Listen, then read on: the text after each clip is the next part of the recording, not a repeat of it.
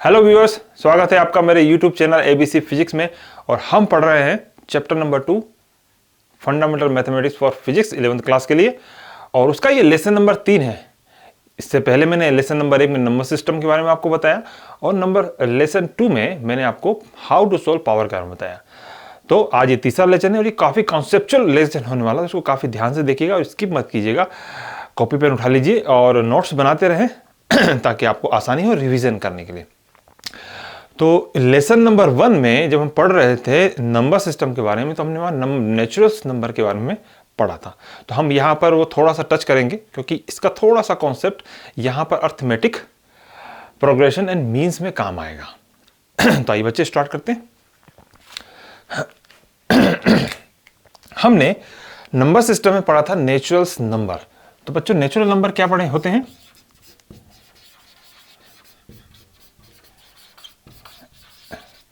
जो natural number होते हैं वो 1 से स्टार्ट होते हैं। 1, 2, 3, 4, 5 सो ऑन, और ये n तक जाते हैं। ठीक है। नेचुरल नंबर को हमने 2 भागों में डिवाइड किया था। Number system can be divide into 2 further parts. तो नंबर जो 1 था बच्चों, वो था इवन नंबर।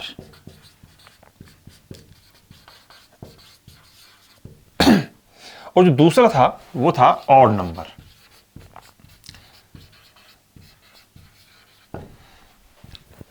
ठीक।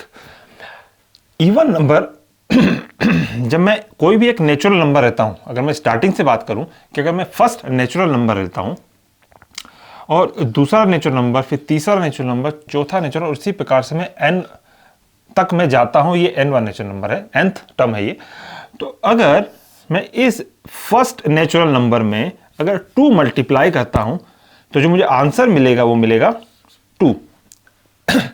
ठीक है। और ये जो है ये फर्स्ट इवन नंबर होगा। जब मैं यहां 2 लेता हूं नेचुरल नंबर और उसमें मैं 2 मल्टीप्लाई करता हूं तो जो आंसर आता है बच्चों वो आता है 4। तो मुझे ये जो 4 मिलता है ये सेकंड कंसेक्यूटिव इवन नंबर मिलता है। और जब मैं 3 लेता हूं और जब मैं 2 मल्टीप्लाई करता हूं तो मुझे जो आंसर मिलता है वो बच्चों क्या मिलता है? 6। तो 6 जो है वो थर्ड कंसेक्यूटिव इवन नंबर है। और अगर मैं 4 लेता हूं और 4 में मैं 2 मल्टीप्लाई कर देता हूं तो जो मुझे नंबर्स मिलता है वो मिलता है 8। और जो 8 है वो फोर्थ कंसेक्यूटिव इवन नंबर होता है। ठीक है, बात समझ में? तो अगर मैं n लेता हूं, जो कुछ भी हो सकता है, ये सीरीज जा रही है और n 100 भी हो सकता है, 1000 भी हो सकता है, 10,000 भी हो सकता है, जहां तक नंबर हम जानते हैं वो हो सकता है। लेकिन अगर n में मैं 2 मल्टीप्लाई करूं तो मुझे 2n मिलेगा। मुझे 2n मिलेगा। और ये भी एक क्या होगा? Even number. कौन सा even number? n even, nth term. मतलब अगर ये बात करूं कि ये अगर इवन नंबर में ये फर्स्ट टर्म है, ये फर्स्ट टर्म है, तो ये कौन सा होगा बच्चों? Second term. ये कौन सा होगा? Third term. ये होगा फोर्थ टर्म। और ये कौन सा होगा? ये होगा nth टर्म। ठीक है। इसको generally denote as first term को शॉर्ट में हम T1 के नाम से डिनोट कर देंगे, सेकेंड टर्म को T2 के नाम से डिनोट करेंगे, थर्ड को T3 के नाम से डिनोट करेंगे, फोर्थ को T4 के नाम से डिनोट करेंगे, और जो nth टर्म है जो हमारा इवन नंबर में 2n आ रहा है उसको हम के बच्चों Tn से डिनोट करेंगे। यहां तक समझ में आया आपको? ठीक। अगर मैं ऑड नंबर की बात करूं तो सेम, मैं जब अगर नेचुरल नंबर लिखता हूं 1, 2, 3 सो ऑन n तक, अगर मैं ऑड नंबर लिखता हूं, एक नहीं, ऑड नंबर नहीं, मतलब अगर मैं नेचुरल नंबर लिखता हूं 1, 2, 3 और सो ऑन n तक, और अगर यहां मैं 1 को 2 से मल्टीप्लाई करता हूं तो 2 एकम 2, तो ये तो एक इवन नंबर है। लेकिन यहां जब मैं 1 से माइनस करता हूं तो 2 - 1, तो आंसर क्या आएगा? 1। तो ये जो 1 है ये पहला ऑड नंबर है, ठीक। उसी प्रकार से अगर मैं 2 की बात करूं और 2 में मैं 2 मल्टीप्लाई करता हूं और 1 माइनस करता हूं, तो जो आंसर आएगा 4 - 1 या कहें 3, तो ये जो है सेकेंड कंसेक्यूटिव ऑड नंबर है, ठीक है। उसी प्रकार से मैं अगर 3 की बात करूं तो 3 को मैं मल्टीप्लाई करता हूं 2 से और माइनस करता हूं 1 से, तो आंसर जो आएगा 6 - 1 इजिकल या फिर कहें 5। तो ये जो रिजल्ट आया है 5, ये है थर्ड कंसेक्यूटिव ऑड नंबर। तो हम कर क्या रहे हैं अभी कि 2 से मल्टीप्लाई कर रहे हैं और 1 माइनस कर रहे हैं, तब हमको क्या हो रहा है, ऑड नंबर मिल रहा है, ठीक। तो उसी प्रकार से अगर मैं n की बात करूं तो n को जब मैं 2 से मल्टीप्लाई करूंगा और 1 माइनस कर दूंगा तो मुझे जो आंसर मिलेगा 2n - 1। Very important concept. तो अब आप यहां देखेंगे, इससे हम कंपेयर करेंगे, ये जो हमने एक पहला जो नेचुरल नंबर लिया उसमें अगर हमने 2 मल्टीप्लाई किया तो आंसर आया 2, तो वो पहला टर्म हुआ किसका, कंसेक्यूटिव इवन नंबर का। जब हमने 2 लिया नेचुरल नंबर, 2 का मल्टीप्लाई किया, आंसर आया 4, तो वो हुआ सेकेंड कंसेक्यूटिव इवन नंबर। उसी प्रकार से हम 3, 4 और लास्ट में हम जब n को मल्टीप्लाई किससे करेंगे, 2 से, हमको मिलेगा 2n, तो ये कौन सा टर्म हुआ, nth term. nth term consecutive even number का। हमने जो फर्स्ट हमारा इवन नंबर आया था हमने उसको t1 या टर्म 1 बोला, सेकेंड जो इवन नंबर आया था उसको t2 बोला या टर्म 2 बोला, तीसरा जो नंबर आया था हमने उसको टर्म 3 या t3 बोला, और जो हमारा n जो कंसेक्यूटिव इवन नंबर आया था हमने उसको क्या बोला, nth टर्म या tn, ठीक है। उसी प्रकार से यहां भी हम ये जो हमारा फर्स्ट ऑड नंबर आया है तो इसको हम बोलेंगे फर्स्ट टर्म, और इसको डिनोट किससे करेंगे बच्चों, t1। जो सेकेंड कंसेक्यूटिव ऑड नंबर आया हो हमारा क्या था बच्चों, 3, इसको हम बोलेंगे सेकेंड टर्म, और इसको हम डिनोट किससे करेंगे, t2 से। जो थर्ड कंसेक्यूटिव नंबर आया उसको हम क्या बोलेंगे, थर्ड टर्म, इसको डिनोट किससे करेंगे, t3 से। और लास्ट में जब हम इस सीरीज नेचुरल नंबर के आगे बढ़ाते जाएंगे उसी हिसाब से हमको जो ऑड नंबर की सीरीज भी मिलती जाएगी, और लास्ट में हमको 2n - 1 मिलेगा किस टर्म के लिए, nth टर्म के लिए। तो इसको हम tn से डिनोट करेंगे। तो बच्चों यहां पर आपको समझ में आया, ये मैंने आपको नेचुरल्स नंबर्स में पढ़ाया था। अगर आपने उस लेसन को नहीं पढ़ा है तो मैंने डिस्क्रिप्शन में उसका लिंक दे दिया है, उसको भी आप पढ़ लें डिटेल में, उसके बाद हम यहां इस्तेमाल करेंगे, ठीक है। तो मैं इसको मिटा देता हूं। अब हम पढ़ते हैं अगला कॉन्सेप्ट।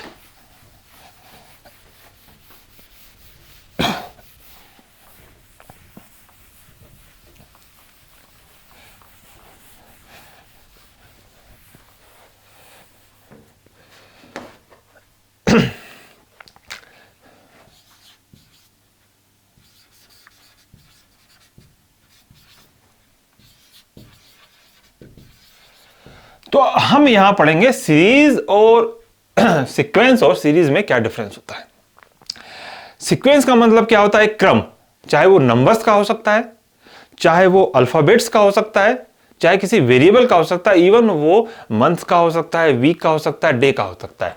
जैसे हम सीक्वेंस क्या करते हैं, नंबर 1 2 3 4 5 6 ऑन, ये एक सीक्वेंस है नंबर्स का, जिसमें आप देख रहे हैं कि एक पर्टिकुलर पैटर्न है 1 2 3 4 5 6। तो हम ये कहेंगे कि किसका सीक्वेंस है बच्चों, नंबर्स का सीक्वेंस है। अगर मैं अल्फाबेट्स की बात करूं, जैसे एक्स वाई जेड, जेड के बाद फिर वापस ए फिर बी फिर सी, तो ये जो है बच्चों ये सीक्वेंस किसका है, अल्फाबेट्स का। आइको में अगर बात करूं, अगर एक्स की पावर 2, यहां पर कुछ नहीं है तो इसका मतलब एज्यूम करेंगे 1 है, एक्स की पावर 3, एक्स की पावर 4, एक्स की पावर 5 एंड इस प्रकार से चलता जाएगा। तो आप देख पा रहे हैं ये एक सीक्वेंस है किसका, वेरिएबल का। तो जब हम किसी अब इसका मैं कहूं कि अगर सीक्वेंस मंथ का भी हो सकता है, जैसे जून, जुलाई, अगस्त, सितंबर सो ऑन, इस प्रकार से, या Sunday, Monday, Tuesday, Wednesday, Thursday, Friday, Saturday, इस प्रकार का कोई सीक्वेंस। तो अगर हम किसी नंबर के सीक्वेंस में या फिर कहें किसी वेरिएबल के सीक्वेंस में कोई ऑपरेटर लगाते हैं, प्लस या माइनस, अगर हम जैसे अगर मैं लिखूं इसको 1 + 2 + 3 + 4 एंड सो ऑन, या फिर मैं लिखूं x + y + z, या फिर मैं लिखूं x1 + x का स्क्वायर + x का क्यूब + x का √4। तो जब मैं किसी ऑपरेटर को यहां लगा देता हूं तो ये सीरीज बन जाती है। इसको बच्चों हम कहते हैं सीरीज। तो सीक्वेंस क्या है? एक नॉर्मल सीक्वेंस, नंबरों का सीक्वेंस हो सकता है या फिर अल्फाबेट्स का हो सकता है या वेरिएबल्स का होता है, लेकिन जब उसमें ऑपरेटर लगा देते हैं हम प्लस या माइनस, तो बच्चों वो सीरीज बन जाती है।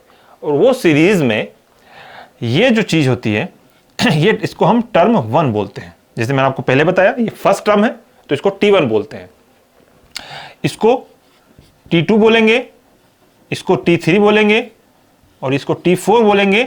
और ये जब Tx की पावर n तक जाएगा तो इसको हम बच्चों बोलेंगे, ये टर्म n है क्योंकि ये 9th टर्म है, nth टर्म है, तो इसको हम Tn से डिनोट करेंगे। उसी प्रकार से इसकी बात करूं मैं, ये कौन सा टर्म होगा बच्चों? T1, टर्म 1, ये होगा T2, ये होगा T3, ये होगा T4। और इसी प्रकार से हम जो काउंटिंग लिखते जाएं तो कहां तक लिख सकते हैं? n तक। तो ये nth टर्म हुआ, तो इसको हम बच्चों बोलेंगे, ये कौन सा टर्म है? ये Tn टर्म है। आई होप आपको समझ में आ रहा होगा। चलिए, अगर आपके पास मैथ है तो मैथ्स में ये एक चैप्टर है सीरीज एंड सीक्वेंस, तो उसमें भी आप arithmetic progression, geometric progression, harmonic motion पढ़ेंगे। तो अगर आपके मैथ के टीचर पढ़ाते हैं उससे पहले अगर आप यहाँ पर ये कॉन्सेप्ट समझते हैं तो आपको काफ़ी हेल्पफुल रहेगा। और फिजिक्स में भी काफ़ी हेल्पफुल रहता है। इसमें हम कुछ क्वेश्चंस भी करेंगे आज अर्थमेटिक प्रोग्रेशन और अर्थमेटिक मीन के बारे में।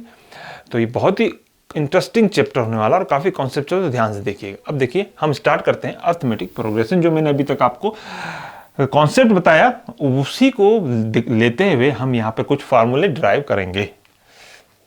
देखिए,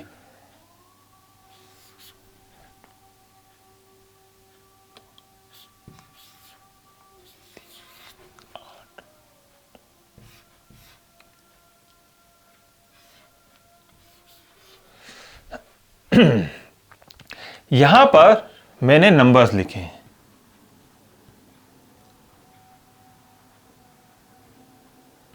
ठीक है। जब आप नोटिस करेंगे, जब देखेंगे तो एक स्पेसिफिक पैटर्न यहां पर आपको नजर आएगा। देखेंगे कि यहां से लेकर यहां तक इन दोनों के बीच में 3 का डिफरेंस है, या कहें कि 3 ज्यादा है। ये कौन सा टर्म हुआ? ये कौन सा टर्म हुआ बच्चों? मैंने अभी आपको बताया ये पहला टर्म, तो इसको हम T1 से डिनोट करेंगे। ये कौन सा बच्चों टर्म हुआ? T2 टर्म हुआ। ये कौन सा टर्म हुआ? T3। इस सीरीज का या इस सीक्वेंस का जो भी आपको यहां लग रहा है, तो ये उसका टर्म अगर एक है तो हम इसको किससे डिनोट करेंगे? T1 से। अगर ये सेकेंड टर्म है तो इसको हम T2 से डिनोट करेंगे। ये T3 हो गया, T4 हो गया, और ये लास्ट वाला कौन सा टर्म हो गया बच्चों? T5 हो गया। और आप देखेंगे कि जहां ये फर्स्ट टर्म और सेकेंड टर्म के बीच का जो डिफरेंस है वो 3 है, या कहें कि जो T1 है वो T2 से कम है, या ये भी कह सकते हैं कि T2 जो है वो T1 से 3 ज्यादा है। उसी प्रकार से आप यहां देखेंगे तो यहां भी जो डिफरेंस है वो 3 का डिफरेंस आ रहा है, और इन दोनों के बीच में भी 3 का डिफरेंस आ रहा है, और इन दोनों के बीच में भी 3 का डिफरेंस आ रहा है।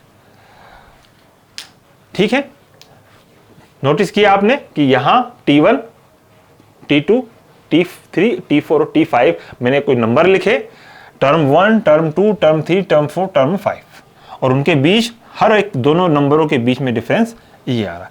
तो क्या मैं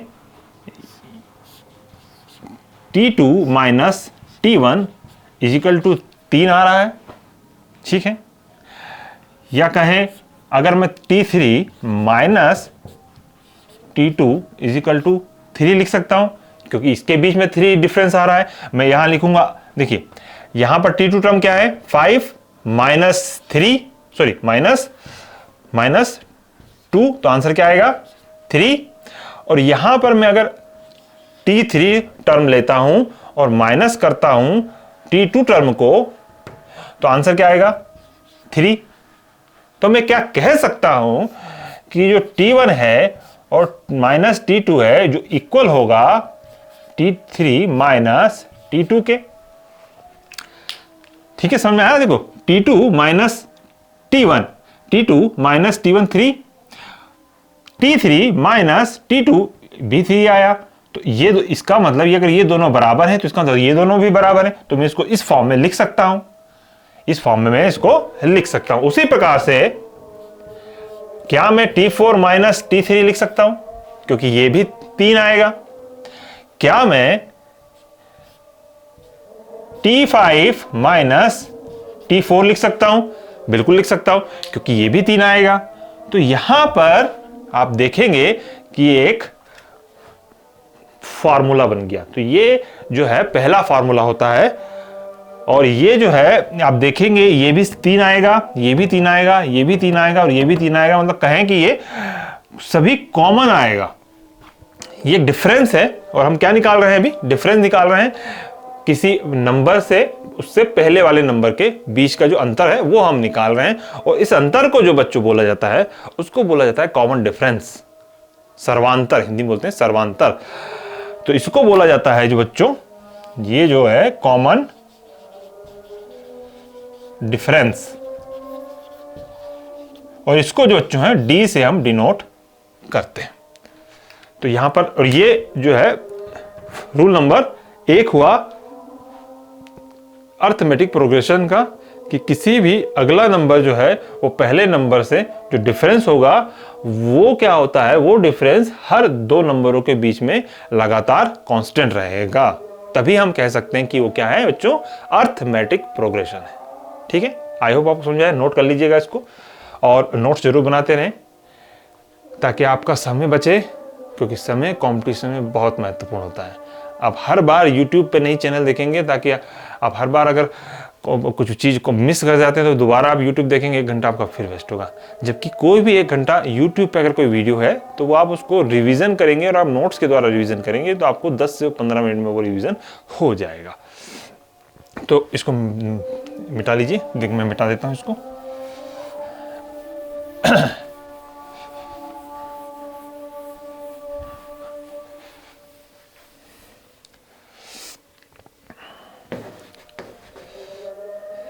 अब देखिए, अगर मैं इस टर्म 1 को a लिखता हूं, ठीक, तो यहां पर जो डिफरेंस आ रहा है वो कितना आ रहा है बच्चों? d बराबर कितना है? 3। किसी सीरीज में 4 भी आ सकता है, वो आपके ऊपर है। आप कोई भी एक सीरीज ले लेंगे तो आप देखेंगे अगर उसमें दो जो नंबर्स के बीच में अगर डिफरेंस सेम है तो किसका उदाहरण होगा? अर्थमेटिक प्रोग्रेशंस का। और उसका जो फार्मूला हमने क्या पढ़ा इसके रेफरेंस में, यहां पर T1 minus T2 minus T1 जो बराबर होगा किसके? T3 माइनस T2 के, जो बराबर होगा किसके? T4 माइनस T3 के, जो बराबर होगा किसके? T5 माइनस T4 के। ठीक है, अगर मैं मान लीजिए कोई नंबर ले लेता हूं a, तो जो अगला नंबर होगा वो क्या होगा? अगला बच्चों नंबर क्या होगा? देखेंगे आप यहां पर 2 के बाद जो अगला नंबर सीरीज में यहां पर क्या है? 5 है। कितना ज्यादा है? 3 ज्यादा है, 3 ज्यादा है। और ये 3 क्या है? कॉमन डिफरेंस, और जो हर एक दो नंबरों के बीच में होता है। तो क्या इसको मैं a d लिख सकता हूं? a अगर मैं इस 2 में अगर 3 में ऐड कर देता हूं तो मुझे क्या रिजल्ट मिलेगा? 5। तो इसका मतलब अगर पहला टर्म a अगर 2 है और अगर सेकेंड टर्म 5 है तो कैसे आया कि a में अगर आप कॉमन डिफरेंस जोड़ देंगे तो आपको सेकेंड टर्म मिल जाएगा। ठीक है, अब मान लीजिए कि मैं तीसरा टर्म देखता हूं, तो यहां पर a में मैं क्या जोड़ दूं कि 8 आ जाए? तो देखिए, तो इसको मैंने 2 बार कॉमन डिफरेंस जोड़ा, 2 बार मैंने कॉमन डिफरेंस जोड़ा, तो जो आंसर आया वो क्या आया 8। जैसे कि ये था 2, ये था 2 प्लस 3, तो आंसर क्या आया 5। ये था 2, सॉरी हाँ, ये फर्स्ट डिजिट क्या था 2 प्लस 2 इंटू कॉमन डिफरेंस कितना हुआ 3, तो जो आंसर आया 2 प्लस 6 इज इक्वल टू 8। तो मुझे क्या मिला थर्ड टर्म। और उसी प्रकार से अगर मुझे फोर्थ टर्म लेना है तो मुझे कॉमन डिफरेंस को कितनी बार जोड़ना पड़ेगा 3 से मल्टीप्लाई करना पड़ेगा। जैसे a प्लस 3 इंटू 3, तो ये a क्या है 2 है फर्स्ट टर्म, तो 2 प्लस 9, सॉरी हाँ 3 3 9, और तो यहां पर जो आंसर आएगा वो क्या आएगा बच्चों 11। तो मुझे कौन सा टर्म मिलेगा फोर्थ टर्म मिलेगा। ठीक, अब यहां आप देखेंगे जब फर्स्ट टर्म था तो a था, जब सेकेंड टर्म था तो यहां पर हमने डिफरेंस जोड़ा तो अब आया सेकेंड टर्म पे एक डिफरेंस जोड़ दिया हमने 3 जोड़ा तो हमको मिल गया सेकेंड टर्म। जब थर्ड टर्म था तो हमने यहां 2 जोड़ा मतलब 2d जोड़ा तो क्या हुआ हमको थर्ड टर्म मिल गया। जब फोर्थ टर्म था तो हमने 3d जोड़ा तो हमको क्या मिल गया फोर्थ टर्म। और उसी प्रकार से अगर मैं यहां लिखूं 4d, क्योंकि 1 2 3 4 4d अगर लिखूं तो जो 2 प्लस 4 इंटू डिफरेंस है 3, तो आंसर जो इसका आएगा 4 3 12 और 15। तो हमको जो सॉरी 12 और 2 14, तो हमको जो बच्चों कौन सा टर्म मिलेगा T5 टर्म। तो आप देख पा रहे हैं डिफरेंस में हमने क्या लिखा है 4d, यहां पर डिफरेंस में क्या लिखा 3d, यहां पर डिफरेंस में क्या लिखा 2d, यहां पर क्या लिखा है d, और यहां पर हमने लिखा है a क्योंकि ये हमारा टर्म 1 था। जो हम देख रहे हैं कि जब टर्म बढ़ते हैं तो जो डिफरेंस है वो एक संख्या कम रहता है। यहां पर टर्म 2 था तो यहां पर केवल सिंगल d था, यहां टर्म 3 हुआ तो यहां पर 2d हो गया, या टर्म 4 हो गया तो यहां 3d हो गया, यहां 5 हो गया तो यहां 4d हो गया। समझ में आया आपको बच्चों। तब अब देखेंगे अगर मैं nth टर्म की बात करूं, अगर मैं यहां पर tn की बात करूं, अगर मैं यहां दिख रहा है आपको बच्चों, यहां अगर मैं tn की बात करता हूं तो इसका मतलब है जो नंबर आएगा वो n आएगा, मतलब 14 के आगे जब n होगा तब वो nth टर्म होगा, tn टर्म होगा। ठीक, तो इसका मतलब अगर मैं इस नंबर को निकालना चाहूं कि ये क्या होगा, तो देखिए a जो फर्स्ट टर्म है उसमें मैं क्या जोड़ूं। जब आप देख रहे हैं ना यहां पर कि t2 आया तो 1 d कम हुआ, t3 आया तो 1 d और कम हो गया, यहां थर्ड टर्म के लिए 2d हुआ, फोर्थ टर्म के लिए 3d हुआ, 5 टर्म के लिए 4d हुआ, तो n टर्म के लिए क्या होगा n माइनस 1 एक कम हो जाएगा। तो मैं इसको लिख सकता हूं n माइनस 1 d। ठीक है, तो इसको मैं क्या लिख सकता हूं a plus n minus 1d, क्योंकि nth टर्म निकाल रहे हैं तो इसको हम एक कम कर देंगे और d से मल्टीप्लाइंग कर देंगे तो हमको क्या मिल जाएगा बच्चों nth टर्म मिल जाएगा, और इसको हम डिनोट किससे करेंगे tn से। बहुत ही इंपॉर्टेंट कॉन्सेप्ट है ये बच्चों, ये आपको याद करना है। और कैसे आया वो मैंने आपको बताई है, ये कौन सा टर्म है ये nth टर्म है ये, और इसको tn से हम डिनोट करेंगे। आया कि बच्चों कैसे a plus n minus 1d, क्योंकि हम जब देख रहे हैं कि अगर हम कोई सा टर्म लेते हैं तो d जो है उस टर्म से एक कम होता है, तो अगर हम nth टर्म लेंगे तो वो भी n माइनस 1 एक कम हो जाएगा और d हम इस प्रकार से लिख देंगे। तो आई होप आपको ये समझ में आया होगा ये वाला कॉन्सेप्ट।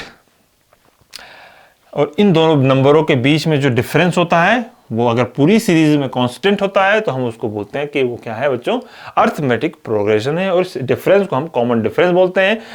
फर्स्ट टर्म अगर हम a एज्यूम करें तो अगला जो टर्म होगा तो उसमें हम क्या जो डिफरेंस जोड़ देंगे तो हमको वो सेकंड टर्म मिल जाएगा। और अगर हम उस थर्ड टर्म की बात करें तो हम अगर 2 बार जो उस डिफरेंस को जोड़ेंगे तो हमको जो सेकंड टर्म मिलेगा। फोर्थ टर्म के लिए हमको 3 बार जोड़ना पड़ेगा, फिफ्थ टर्म के लिए हमको 4 बार जोड़ना पड़ेगा, और nth टर्म के लिए हमको n माइनस 1d बार जोड़ना पड़ेगा, क्योंकि हर बार जो टर्म है उससे एक कम डिजिट डिफरेंस में हम जोड़ रहे हैं। ठीक है, आई होप आपको समझ में आया होगा, नोट कर लीजिए इसको।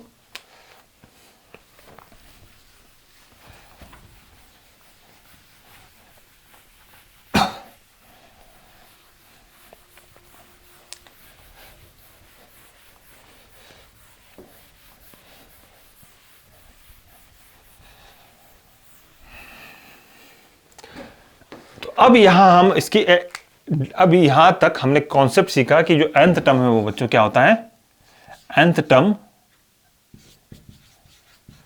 या फिर कहें और tn टर्म, तो वो हमने निकाला a plus n minus 1 d।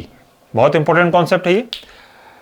तो कैसे आया आपको पता है कि नंबर्स में जो इनिशियल नंबर है उसमें प्लस करेंगे हम, और एक जो लास्ट nth डिजिट है चूंकि उसमें एक हम कम करके डिफरेंस के साथ मल्टीप्लाई करेंगे तो हमको nth टर्म मिल जाएगा, जो हमने अभी आपको एग्जांपल सीखा। तो इसकी जो डेफिनेशन बनेगी वो बनेगी, इसको नोट कर लीजिएगा, एन एपी मीन्स मैं शॉर्ट फॉर्म में लिख रहा हूं, arithmetic progression is a sequence of number such that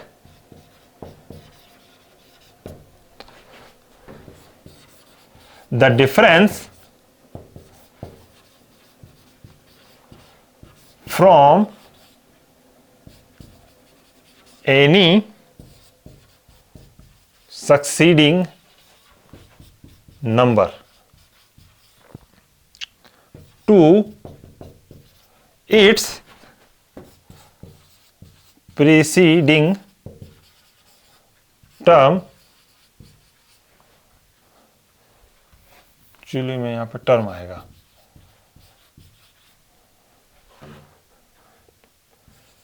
remain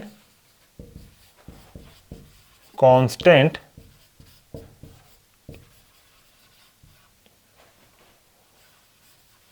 throughout the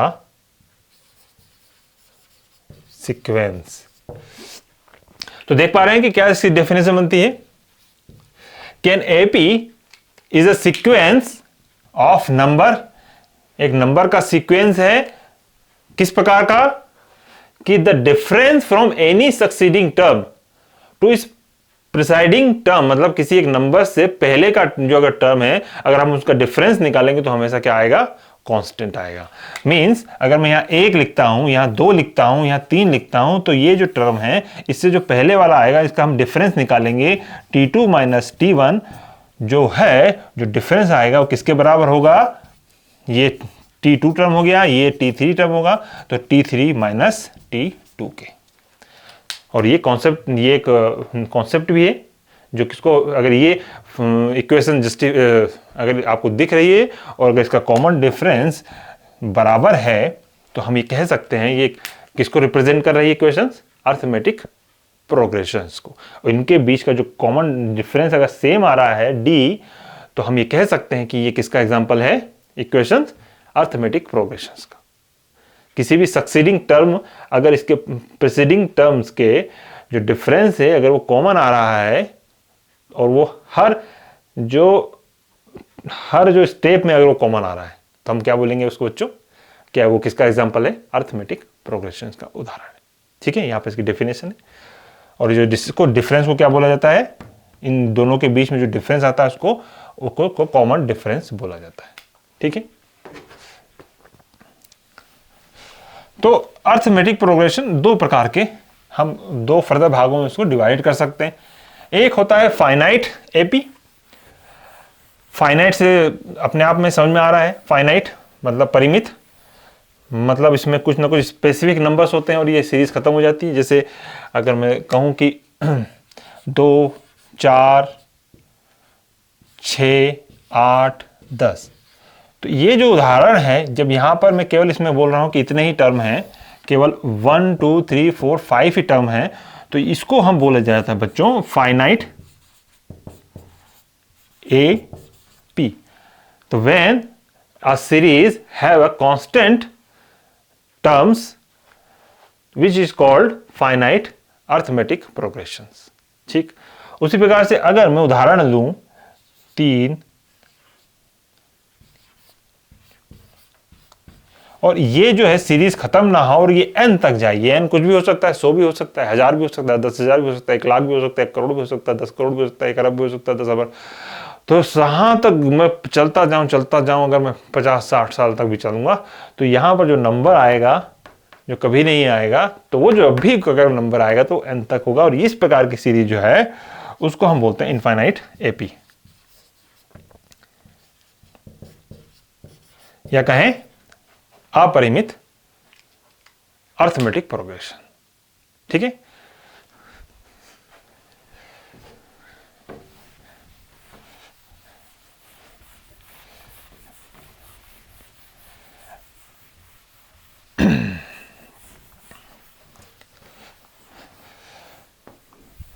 चलिए, तो अब यहां पर हम एक और कॉन्सेप्ट समझेंगे। उस अर्थमेटिक प्रोग्रेशन के जो अगले हम फॉर्मूले ड्राइव करेंगे उसके लिए हम एक कॉन्सेप्ट समझेंगे। भारत सरकार ने ये डिसाइड किया कि हम लोग काफी मोटे हो रहे हैं, तो किसी मोहल्ले में जाके एक सर्वे लिया जाए, किसी सिटी के किसी मोहल्ले में जाकर ये सर्वे किया जाए कि किसी घर में रोटी खाने की जो खपत है वो क्या है। भारत सरकार ने ये निर्णय लिया, तो फूड एंड सेफ्टी डिपार्टमेंट को ये जिम्मेदारी दी गई कि वो हर घर में जाकर ये सर्वे करेगी कि भाई एक घर में जो है रोटियों की जो खपत है वो क्या है। तो एक परिवार में फूड एंड सेफ्टी डिपार्टमेंट गया और उसमें पूछा मुखिया से कि भाई आपके घर में कितने रोटी खाने वाले हैं, आपके घर में रोटी की जो खपत है वो कितनी है पर डे। तो मुखिया जी बोले कि हमारे घर में 5 सदस्य हैं, एक मैं हूं, एक मेरी पत्नी है, 2 बच्चे हैं और एक मेरे पिताजी हैं और एक मेरी माताजी हैं। टोटल 6 सदस्य मेरे पास है। मैं खाता हूं 6 रोटी, मेरी पत्नी खाती है 5 रोटी, चन्नू खाता है 3 रोटी, भोपू खाता है 2 रोटी, पिताजी खाते हैं 4 रोटी, और मेरी मम्मी खाती है 5 रोटी। ठीक है, ये उन्होंने जानकारी दी फूड एंड सेफ्टी डिपार्टमेंट को। तो अब मान के चलिए उस मोहल्ले में अगर 120 घर हैं, मान लीजिए अगर उस मोहल्ले में 120 घर हैं और अगर वो बाय नेम सभी जो कार्मिक हैं, आदमी हैं, उनकी अगर रोटियों काउंट करें तो कितनी रोटियां हो जाएंगी और कितना बड़ा डाटा हो जाएगा, हाँ कि नहीं। तो उन्होंने क्या कहा कि भाई ठीक है, इन सबका हम एवरेज निकाल लेते हैं, इन सबका एवरेज निकाल लेते हैं। उन्होंने कहा कि एवरेज निकाल लेते हैं। तो एवरेज क्या होता है? एवरेज जनरली इक्वल डिस्ट्रीब्यूशन होता है।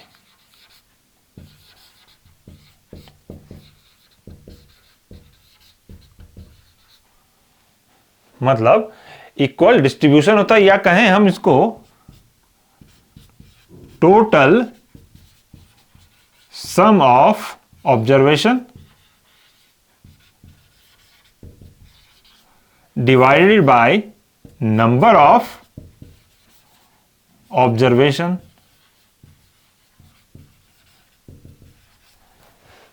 देख पा रहे हैं आप? यहां पे कट तो नहीं रहा है, थोड़ा सा कट रहा है, कोई बात नहीं, लेकिन मैं पढ़ के बता दिया आपको।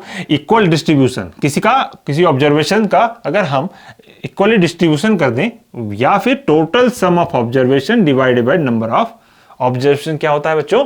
एवरेज होता है। ये किसी डाटा को बनाने के लिए काफी मददगार होता है, क्योंकि आपका डाटा ज्यादा बड़ा ना हो, आप एक एवरेज ले लेते हैं और उसको डाटा के फॉर्म में लिख देते हैं। क्योंकि अगर 120 फैमिली अगर उस मोहल्ले में रह रही हो तो उसके नंबर ऑफ मेंबर्स बहुत हो जाएंगे। फिर आप लिखेंगे चन्नू के पापा, चन्नू की मम्मी, चन्नू, भोपू, भोपू के दादाजी, भोपू की दादी जी, तो 5 मेंबर तो यही हो गए। तो आप क्या करेंगे? इसको शॉर्ट में करेंगे। क्या करेंगे कि आप सभी जो जितनी भी रोटियां हर एक लोग खाता है उसको आप काउंट करेंगे। तो यहां पर कितनी काउंटिंग हो गई? Number of observation 6 + 5 plus 3 plus 2 plus 4 plus 5 divided by कितने लोग हैं यहां पर, 1 2 3 4 5 6। ठीक है, तो जो 6 है तो हम अगर जोड़ेंगे इसको तो कितना आएगा, 6 और 5 11, 12 13 14 15 16 17 18 19 20 और 5 25। तो एक्चुअली में मैं इसको कर लेता हूं 6, तो हमारा कैलकुलेशन थोड़ा आसान हो जाएगा। इसको मैं कर लेता हूं 6। तो जो आंसर आएगा वो क्या आएगा, number of total sum of observation 36 divided by 6। तो जो आंसर आएगा वो क्या आएगा, 6। फिर से मैं जोड़ लेता हूं, 6 5 11, 12 13 14 15 16 16 4 20 और 26 आएगा। सॉरी, आंसर हमारा आएगा 26 आएगा। तो अब जब मैं इसको डिवाइड करूंगा तो क्या आएगा बच्चों, 6 3 18, 6 चौके 24। सॉरी, हम इसको 4 करेंगे, थोड़ा कैलकुलेशन आसान हो जाए, बस बाकी कॉन्सेप्ट आप समझिए। तो यहां 24 आएगा। टोटल सम ऑफ ऑब्जर्वेशन कितना आ रहा है बच्चों, 24 आ रहा है। जब मैं इसको डिवाइड करूंगा तो आंसर क्या आएगा, 6 चौको 24। तो जो हमारा एवरेज आ जाएगा तो वो क्या आ जाएगा, 4 आ जाएगा। हम ये कह सकते हैं कि भाई सभी लोग बच्चे एक औसत 4 रोटी सभी लोग खाते हैं। ठीक है, मैंने क्या कहा, एवरेज क्या है, इक्वल डिस्ट्रीब्यूशन, कि जो भी रिजल्ट आता है एवरेज का वो हम कह सकते हैं सभी में बांट सकते हैं और कह सकते हैं कि जो सभी लोग कितनी रोटी खाते हैं, 4 रोटी खाते हैं। या कहें कि इस परिवार में जो रोटियों की खपत है वो औसतन 4 है। तब हमको इन सभी इंडिविजुअल की जो रोटी की खपत निकालना नहीं पड़ेगी। हम एक जनरल वे में कह सकते हैं कि इस परिवार की जो रोटी की खपत है वो कितनी है बच्चों, 4 है। ठीक, इसी प्रकार से इस परिवार की हमने 4 निकाली, हम 120 परिवारों की फूड एंड सेफ्टी जो डिपार्टमेंट वो आसानी से हर घर घर जाकर एक घर की निकाल सकता है और उसको डाटा बनाने में काफी आसान होता है। तो मैंने क्या बोला, एवरेज वास्तव में क्या है, इक्वल डिस्ट्रीब्यूशन ऑफ ऑब्जर्वेशन है। या फिर इसको फार्मूले से हम निकालना चाहें तो total sum of observation, total sum of observation, total sum मतलब जितने भी ऑब्जर्वेशन को हम टोटल सबका सम करेंगे और नंबर ऑफ ऑब्जर्वेशन 1 2 3 4 5 6, तो 6 यहाँ ऑब्जर्वेशन है तो हम उसमें 6 से डिवाइड कर देंगे। हमारा जो भी आंसर आएगा हम उसमें सब में बांट सकते हैं। ठीक है, जब आप यहां देखेंगे 6 5 11 11 के वो 11 और 3 14 14 और 2 16 16 और 4 16 4 20 और 4 24 का जो आंसर ऊपर वाले का आ रहा है 24 आ रहा है। और जब हम एवरेज निकाल के जो नंबर आता है उसको भी अगर सब में बांट देते हैं तो 1 2 3 4 5 6 6 चुकू 24। तो यहां पर भी जो आंसर आ रहा है बच्चों क्या आ रहा है, 24 आ रहा है। ठीक है, अब आप देखेंगे अगर मैं इसमें नंबर ऑफ ऑब्जर्वेशन मल्टीप्लाई कर देता हूं, अगर मैं इसमें नंबर ऑफ ऑब्जर्वेशन जो 6 आया है, जो 6 मेंबर हैं, मैं उसको मल्टीप्लाई कर देता हूं 6 चुकू 24, तो आंसर क्या आ जाता है, एवरेज आ जाता है। मतलब अगर मैं एवरेज में नंबर ऑफ ऑब्जर्वेशन मल्टीप्लाई कर दूं तो क्या बच्चों आ जाता है answer, total sum of observation आ जाता है। अगर एवरेज में मैं नंबर ऑफ ऑब्जर्वेशन मल्टीप्लाई कर देता हूं तो क्या आ जाता है बच्चों, टोटल सम ऑफ ऑब्जर्वेशन आ जाता है। यहां पर भी अगर मैं देखूं कि यहां पर हमने 24/6 लिखा था, वो वास्तव में क्या था, एवरेज था। तो अगर मैं नंबर ऑफ ऑब्जर्वेशन जो हमारा एवरेज आया, जो 24 आया, जो 4 आया, अगर यहां पर 4 आया तो उसमें अगर मैं नंबर ऑफ ऑब्जर्वेशन को इधर ले आओ तो ये मल्टीप्लाई में हो जाएगा। तो जब नंबर ऑफ ऑब्जर्वेशन यहां 6 हुआ तो 6 को जब मैं 4 से डिवाइड करता हूं तो मुझे टोटल सम ऑफ ऑब्जर्वेशन मिल जाता है। ठीक है, आया बच्चों समझ में आपको? तो कहने का मतलब यह है कि जब मैं एवरेज जो भी आता है उसमें नंबर ऑफ ऑब्जर्वेशन को मैं मल्टीप्लाई कर देता हूं तो टोटल सम ऑफ ऑब्जर्वेशन मुझे मिल जाता है। यहां तक आपको ये कॉन्सेप्ट समझ में आया? क्योंकि अगला जो हम इस कॉन्सेप्ट पढ़ेंगे वो इसी पर आधारित होगा। ठीक है, मैं यहां को मिटा देता हूं, इसको नोट करना चाहें तो आप नोट कर सकते हैं।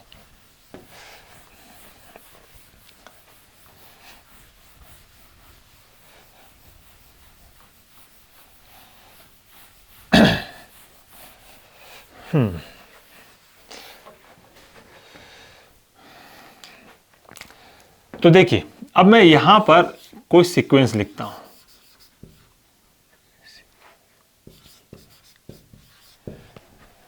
यहां पर मैं लिखता हूं टोटल सम, यहां पर मैं लिखता हूं एवरेज। ठीक है, तो मैंने कोई सीरीज लिखी, मान लीजिए 3, 7, 11, 3, 7, 11। तो जब मैं इनको टोटल करता हूं तीनों को, तो जो टोटल सम आता है वो कितना आता है बच्चों? 21 आता है। और अगर मैं इसका एवरेज निकालूं तो एवरेज क्या होता है? 21 total sum of observation divided by number of observation. कितने हैं? 1, 2, 3। तो जो एवरेज आएगा वो बच्चों कितना आएगा?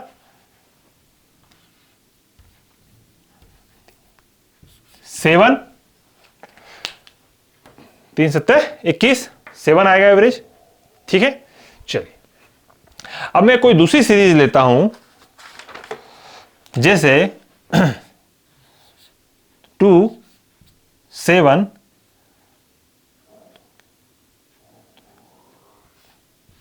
12, 17 और यहां पर मैं नंबर लेता हूं 17 का 5 कितना होगा? 22। ठीक है, ये एक मैंने सीरीज ली 5 डिजिट, 5 इसमें नंबर्स है, दिख रहा होगा। जो इसका सम आएगा, आप देखेंगे इसका सम आएगा तो 7 2 9, इसका जो टोटल सम आएगा वो कितना आएगा बच्चों?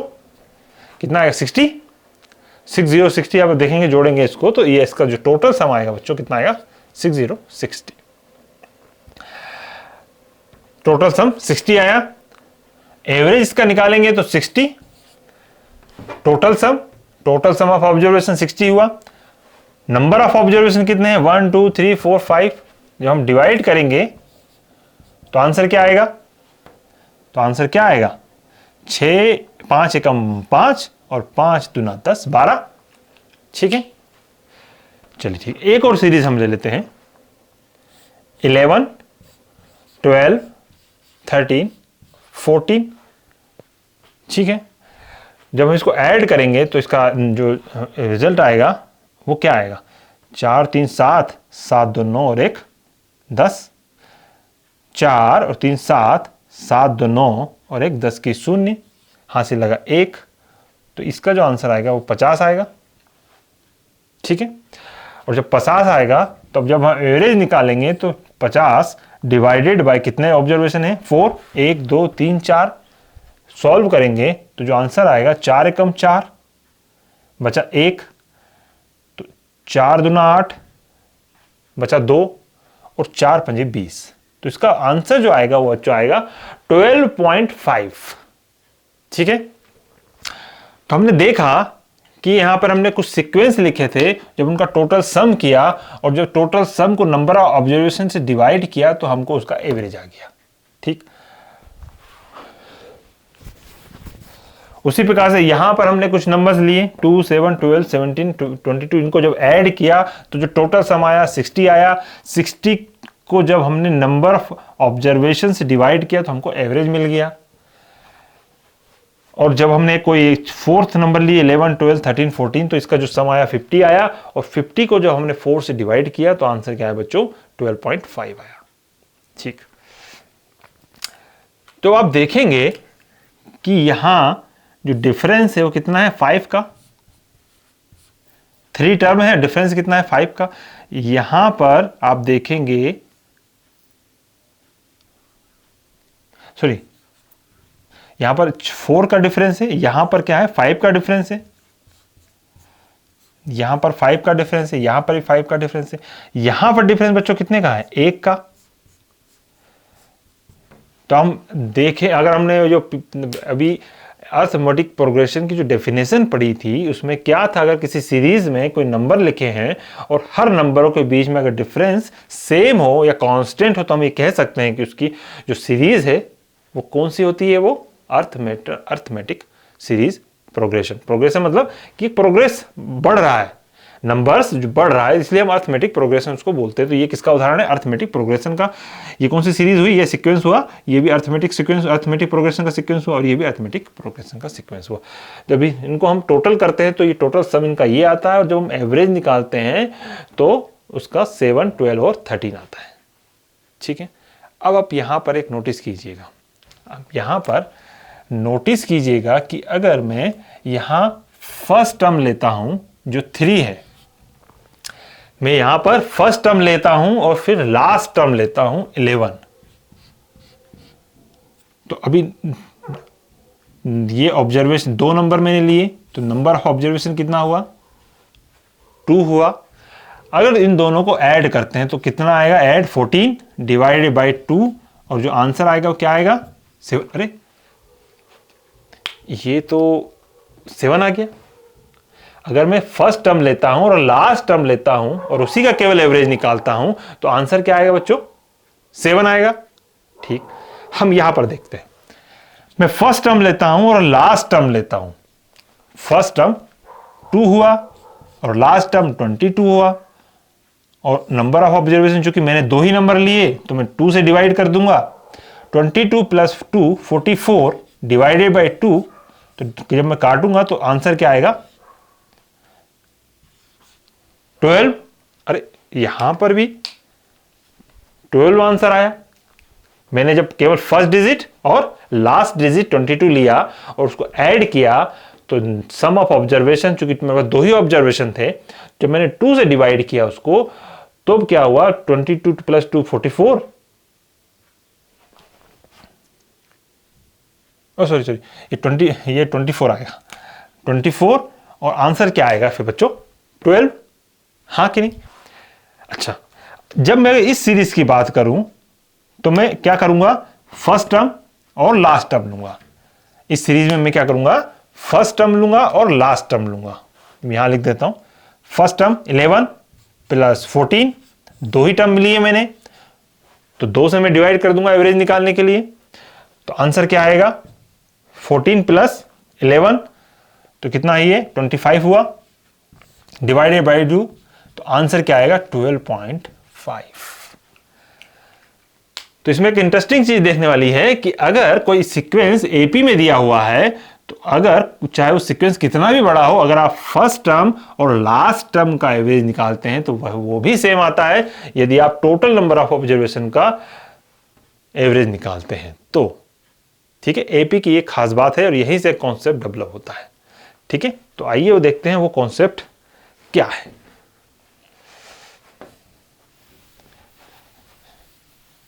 इसको नोट कर लीजिएगा, काफी महत्वपूर्ण होगा। तो इसका मतलब मैं यहां पे लिख देता हूं, एपी में क्या होता है कि अगर मैं फर्स्ट टर्म लूं प्लस लास्ट टर्म लूं और अगर 2 से डिवाइड करूंगा तब भी आंसर क्या आएगा बच्चों? सही में आएगा। उसी प्रकार से यहां भी फर्स्ट टर्म में लूं और अगर लास्ट टर्म लूं तो आंसर बच्चों क्या आएगा? 12 आएगा। और यहां पर भी अगर मैं फर्स्ट टर्म लूं सीरीज का और अगर लास्ट टर्म लूं और अगर मैं 2 से डिवाइड कर दूं क्योंकि नंबर ऑफ टर्म 2 ही ले रहा हूं तो आंसर बच्चों क्या आएगा? ठीक है, या फिर ऐसा भी किया जाए कि अगर ये ऑड नंबर है, ये अगर ऑड नंबर है तो सीरीज का जो बीच वाला जो डिजिट होता है वही इसका क्या होता है बच्चों? एवरेज होता है। जैसे यहां पर 1 2 3 4 5, तो यहां पर 5 है तो 2 इधर डिजिट, 2 इधर डिजिट, जो 12 है ये इसका क्या हो जाएगा? एवरेज हो जाएगा। और अगर कोई इवन सीरीज दे रखी है तो जो बीचों बीच 2 नंबर डिजिट है, बीचों बीच 12 और 13, उनके बीच का जो नंबर होगा वो इसका एवरेज हो जाएगा। ठीक है, ठीक है बच्चों। तो अभी हम एक कॉन्सेप्ट यहां से निकालेंगे कि अगर हम फर्स्ट टर्म और लास्ट टर्म को ऐड करके 2 से डिवाइड कर देते हैं क्योंकि हम 2 ही टर्म लिए, तब भी क्या होगा? उसका एवरेज आ जाएगा। कब? जब वो सीरीज एपी हो रहा है। सीरीज एपी कब होती है?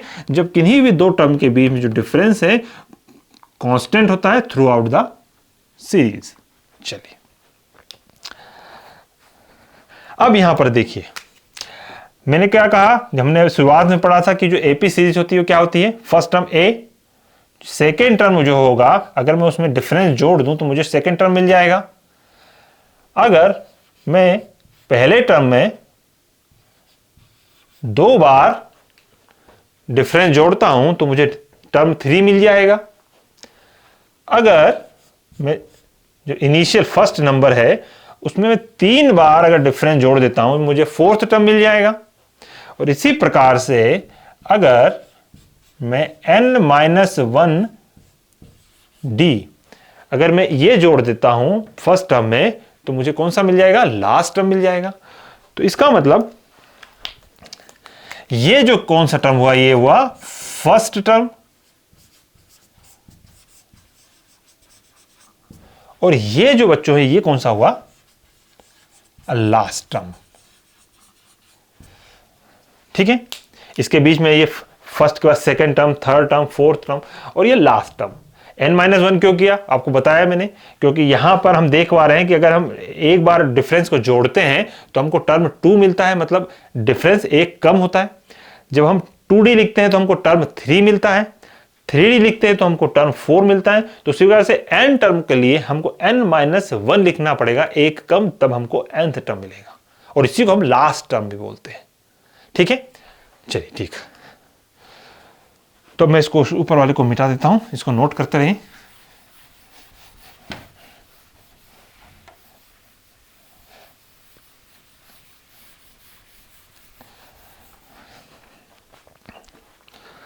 तो द एवरेज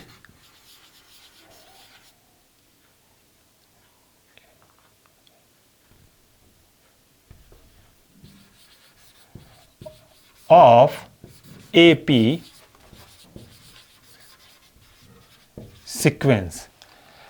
तो अगर हमको ये कोई सीरीज दी हुई है, अगर इसका एवरेज निकाला जाए तो मैंने आपको क्या बोला, एवरेज क्या होता है, टोटल सम ऑफ ऑब्जर्वेशन और divided by number of observation. या फिर अगर वो AP सीरीज है जो हमने देखा कि अगर हम उसमें फर्स्ट टर्म लें और उसमें लास्ट टर्म को ऐड कर दें, क्योंकि हम 2 ही टर्म ले रहे हैं तो उसको 2 से डिवाइड कर दें, तब भी वो क्या बनता है बच्चों, AP सीरीज का एवरेज बन जाता है। ठीक है, तो यहां पर आप देखेंगे फर्स्ट टर्म क्या है, A है, प्लस लास्ट टर्म क्या है, A plus n-1 d divided by 2।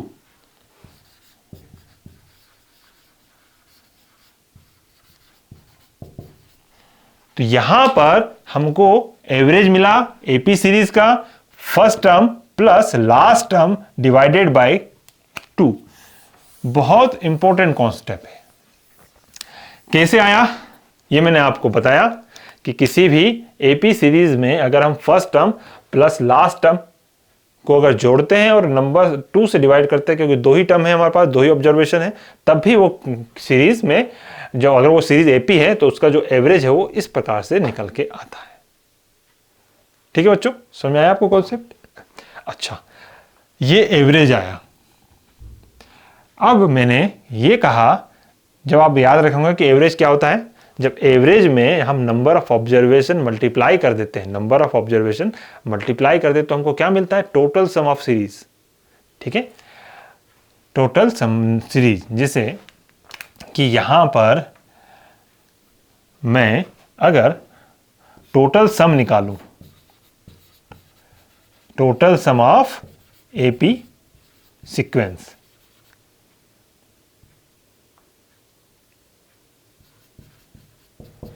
तो ये हुआ average A plus n-1 d multiply by 2। ये हुआ एवरेज। अगर इसमें मैं टोटल नंबर ऑफ ऑब्जर्वेशन अगर मल्टीप्लाई कर दूं तो मुझे बच्चों क्या मिलेगा, total sum of AP sequence मिल जाएगा। जो मैंने पहले आपको बताया कि जब एवरेज हम निकालते हैं तो उसको अगर नंबर ऑफ ऑब्जर्वेशन से मल्टीप्लाई कर देते हैं तो हमको total sum of AP sequence या total number of observation, total sum of observation मिल जाता है। तो वो ये फार्मूला बना। अगर इसको मैं फर्दर सॉल्व करूं तो मैं इसको किस प्रकार से लिख सकता हूं, और ये भी बहुत इंपॉर्टेंट कॉन्सेप्ट है। ये भी आपको बहुत इंपॉर्टेंट कॉन्सेप्ट होने वाला है। अगर मैं उसको फर्दर लिखूं तो इसको मैं ऐसे भी लिख सकता हूं कि इसको मैं n को आगे ले आऊं, डिवाइड बाई 2 करूं, a और a कॉमन है तो ये मैं इसको 2a लिख सकता हूं प्लस n-1 d। तो मैं इस फार्मूले को इस प्रकार से भी लिख सकता हूं। ठीक है, ठीक ठीक। तो मैं इसको यहां मिटा दूं, इसको नोट करते रहिए। तो ये फार्मूला और ये फार्मूला, सीरीज का जो टोटल किस प्रकार से निकाला जाता है और एपी सीरीज का एवरेज किस प्रकार से निकाला, हम फर्स्ट टर्म लेंगे, लास्ट टर्म ऐड करेंगे और 2 से जब डिवाइड करेंगे तो एवरेज आ जाएगा। और एवरेज को जब हम नंबर ऑफ सीक्वेंस, जो कि हमारी सीरीज में जो ये वाली जो सीरीज लिखी थी, कहां तक टर्म थे, n तक टर्म थे, तो जब n से हम मल्टीप्लाई करेंगे, जब n से हम यहां मल्टीप्लाई करेंगे तो हमारे पास बच्चों total sum of AP sequence जितने भी वो नंबर है उनका टोटल निकल कर आ जाएगा। ठीक है, ठीक।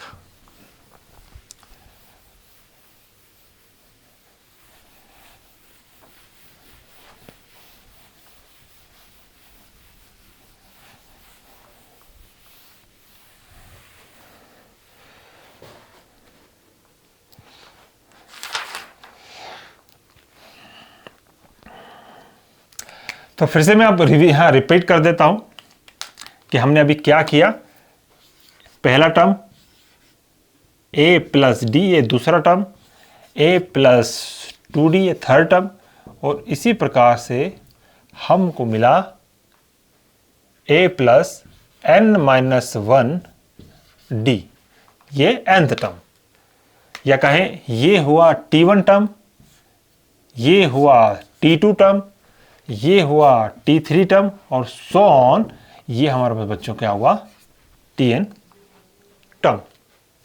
ठीक है, तो हमने यहां से 2 बातें सीखी, एक और ये 2, कि जो nth टर्म है, जो nth टर्म है वो बच्चों क्या निकल के आया, वो निकल के आया a प्लस n-1 d। ठीक है, बहुत ही इंपॉर्टेंट कॉन्सेप्ट। और जो टोटल सम है, टोटल सम है, वो क्या निकल के आया बच्चों, n/2 n plus n, sorry a plus first term a, फिर लास्ट टर्म क्या हुआ, n-1 d। ठीक है, इस प्रकार से निकल के आया हमारे पास सम। या हम इसको इस प्रकार से भी लिख सकते हैं, Sn is equal to n/2 FIR, first term plus last term. ठीक है भाई, क्योंकि ये a जो है ये फर्स्ट टर्म है और ये जो है लास्ट टर्म है, तो अगर हम दोनों को ऐड कर दें और नंबर ऑफ ऑब्जर्वेशन या नंबर ऑफ टर्म से मल्टीप्लाई करके 2 से डिवाइड कर दें तो हमको टोटल सीरीज का जो है वो सम मिल जाएगा बच्चों। तो ये भी एक बहुत इंपॉर्टेंट कॉन्सेप्ट है। ठीक है, तो इसको नोट कर लें और ये याद कर लें, ये इस एपी सीरीज का जो है बेस है, यही फार्मूला, और ये फार्मूला हमको पूरी एपी सीरीज में जरूरत पड़ेगी इसको। ठीक, तो इसको मैं मिटा दूं।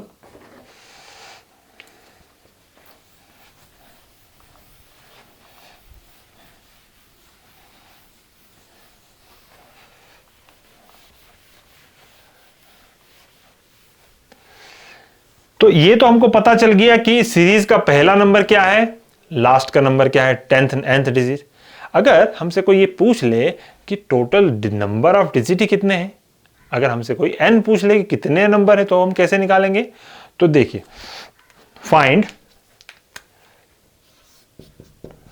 फाइंड टोटल टर्म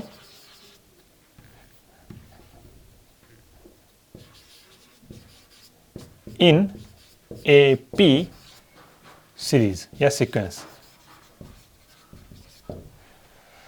ठीक, टोटल टर्म, हमको टोटल टर्म n निकालना है। अभी हमने अगर हम क्या क्या सीखा कि फर्स्ट टर्म क्या हुआ, ए हुआ, कुछ भी हो सकता है। लास्ट टर्म जो हमने टी एन, अगर मैं इसको T1 लिखता हूं, इसको Tn लिखता हूं, तो हमने क्या देखा, फर्स्ट टर्म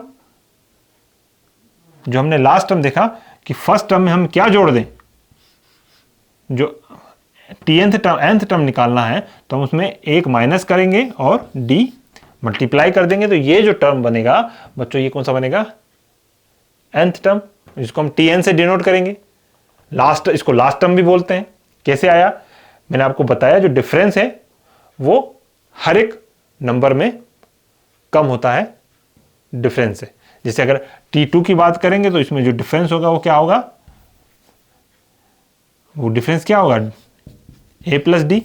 अगर T3 की बात करेंगे तो a प्लस 2d। उसी प्रकार से अगर Tn हम निकालेंगे तो a प्लस एक कम कर देंगे तो n माइनस 1 d।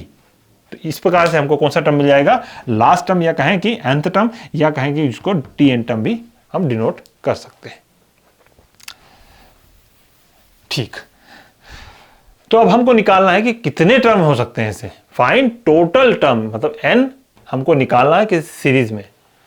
तो जब इसे आप इस लास्ट टर्म को देखेंगे तो यहां पर हमारा जो फार्मूला बनता है Tn is equal to a plus n minus 1 d। इस a को मैं इधर ले आता हूं तो जो फार्मूला बनेगा Tn minus a is equal to n minus 1 d। ठीक है, अब इस d को मैं नीचे ले आता हूं तो जो मेरे पास फार्मूला बनेगा n minus 1 Tn minus a divided by d। अब आप देखेंगे ये ब्रैकेट में खोल सकता हूं, और अगर इस 1 को मैं इधर ले जाऊं तो मेरे पास जो फार्मूला आएगा n is equal to 1 plus bracket में आएगा Tn minus a divided by common difference. ठीक है बच्चों, तो ये नंबर ऑफ टर्म कितने हैं एपी सीक्वेंस में, तो वो निकालने का फॉर्मूला हमने यहां से ड्राइव किया। ठीक है, या फिर इसको मैं ये भी लिख सकता हूं, n is equal to 1 plus bracket में Tn मतलब कौन सा टर्म, लास्ट टर्म है ये, nth टर्म मतलब सीरीज का nth टर्म मतलब लास्ट टर्म, प्लस a क्या है, फर्स्ट टर्म,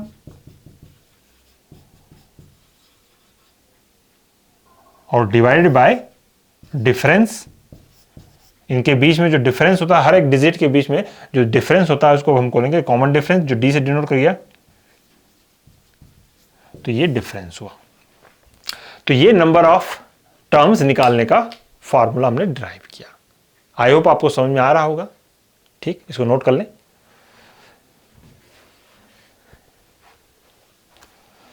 ठीक, मिटा देता हूं इसको। तो लास्ट टर्म निकालने का फॉर्मूला हमने निकाला।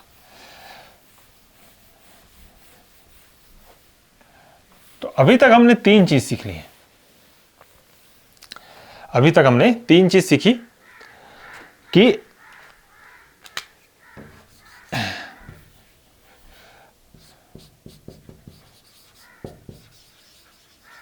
First term in AP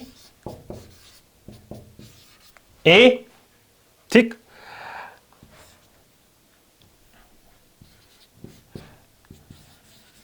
last term in AP क्या होगा, a plus n minus 1 d। ये टर्म 1 है, इसको फर्स्ट टर्म बोल सकते हैं। ये लास्ट टर्म है या nth टर्म है, या इसको Tn भी बोल सकते हैं। और वो क्या निकला बच्चों, a plus n minus 1 d। जो एवरेज हमने निकाला,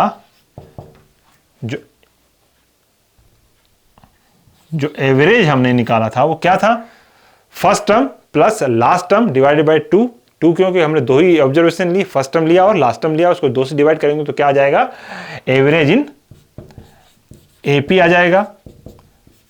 first term plus last term divided by 2।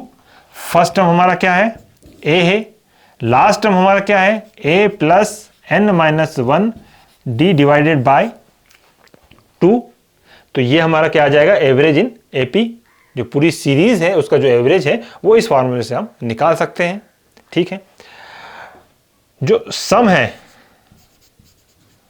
Some of all number in AP, मैंने कहा कि जब एवरेज को नंबर ऑफ ऑब्जर्वेशन से हम मल्टीप्लाई कर देते हैं तो टोटल सम ऑफ ऑब्जर्वेशन मिल जाता है, हाँ कि नहीं। तो अगर एवरेज ये है तो नंबर ऑफ टर्म कितने हैं, n है।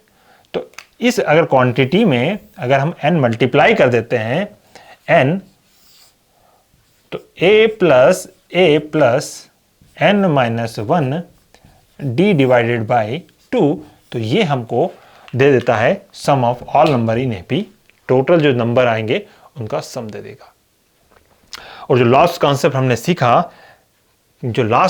हमने सीखा, वो था nth टर्म, नहीं, number of term, total number of term.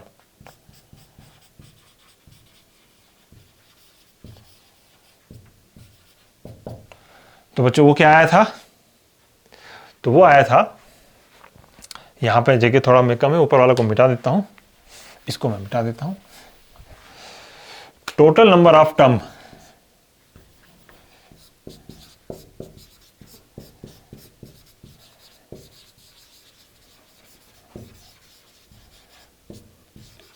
n का वैल्यू क्या आई थी, 1 प्लस ब्रैकेट में last term plus first term divided by difference. तो आई होप यहां तक आपको समझ में आएगा। इसी कॉन्सेप्ट को लेकर अगर हम आने वाले अभी जब हम इसी कॉन्सेप्ट को लेकर हम कुछ क्वेश्चन सॉल्व करेंगे, तो आइए स्टार्ट करते हैं।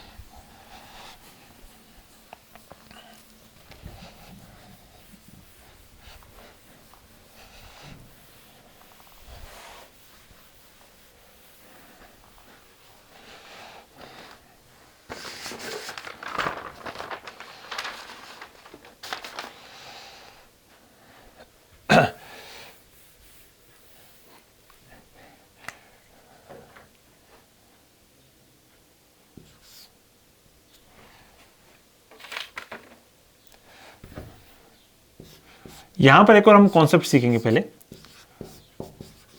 टोटल सम ऑफ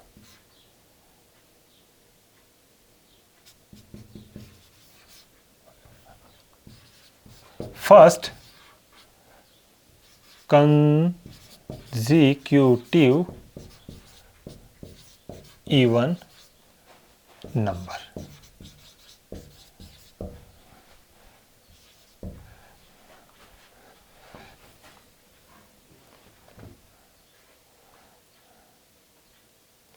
या कहें कि total sum of consecutive even number.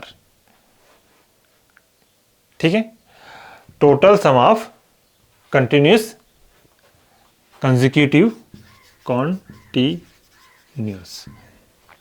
जैसे क्या कहें, मैं क्या कहना चाह रहा हूं कि अगर मैं 2 लेता हूं जो सीरीज का पहला नंबर है, फिर 4 लेता हूं, फिर 6 लेता हूं, फिर 8 लेता हूं, फिर 10 लेता हूं, फिर 12 लेता हूं, फिर 14 लेता हूं और सो ऑन, अगर मैं n तक जाऊं तो ये सारे इवन नंबर है।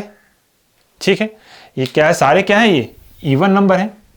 और अगर इसमें सारे इवन नंबर की अगर मैं जोड़ना चाहूं कि टोटल कितना होगा सम, टोटल सम अगर मैं निकालना चाहूं तो मैं कैसे निकालूंगा, क्यों निकालूंगा, क्योंकि देखेंगे आप इसके बीच में डिफरेंस है वो 2 का डिफरेंस है, यहां पर भी 2 का डिफरेंस है, यहां पर भी 2 का डिफरेंस है, यहां पर 2 का डिफरेंस है, यहां पर 2 का डिफरेंस। तो ये क्या है, एक एपी सीरीज हुई। और एपी सीरीज हुई, तो इसको हम किस प्रकार से सॉल्व करेंगे, या फिर हम total sum of continuous consecutive even number कहां तक n तक अगर हम जोड़ना चाहें तो उसका रिजल्ट क्या आएगा, वो हम यहां पर जानने की कोशिश करेंगे। तो इसको मैं मिटा देता हूं। चलिए, तो मैंने क्या बोला कि एवरेज